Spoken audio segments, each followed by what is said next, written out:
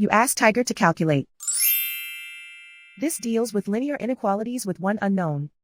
The final result is x smaller than -4. Let's solve it step by step.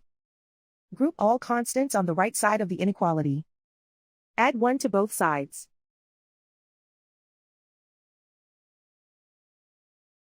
Simplify the arithmetic.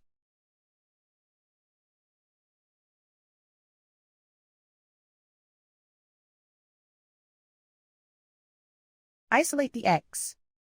Divide both sides by 3.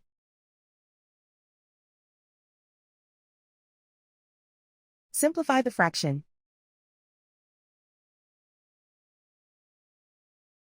Find the greatest common factor of the numerator and denominator.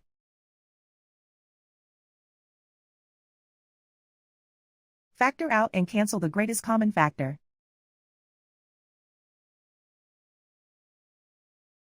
Plot the solution on a coordinate grid. And so the final result is x smaller than -4.